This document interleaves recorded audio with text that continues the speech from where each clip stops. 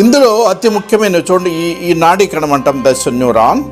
ఈ నాడీ కణంలో dendroids, cell body, axon, myelin and synopsis.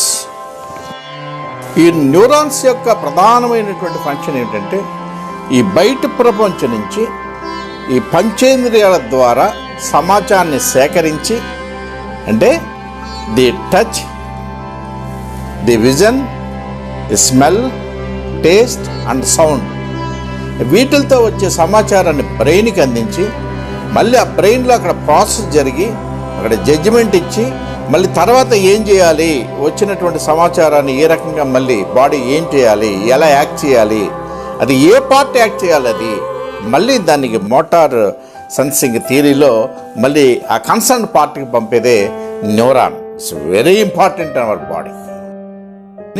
బ్రెయిన్కి పంపేవి మోటార్ న్యూరాన్స్, అంటే బ్రెయిన్ నుంచి ప్రాసెస్ అయిన తర్వాత ఇతర భాగాలకి సిగ్నల్స్ పంపేవి.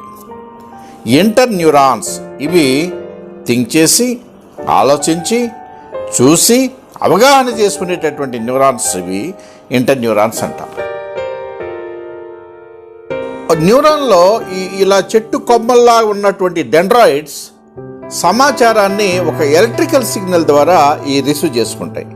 ఈ రిసీవ్ చేసుకున్నటువంటి సిగ్నల్ని ఇట్లా పాస్ ఆన్ చేసి ఆ న్యూరాన్ ఆక్సాన్ ద్వారా ఆ లాస్ట్లో ఉన్న సినాప్సిస్, ఆ సినాప్సిస్కి వచ్చేటప్పటికి ఇది ఒక కెమికల్ సిగ్నల్గా మారిపోతుంది.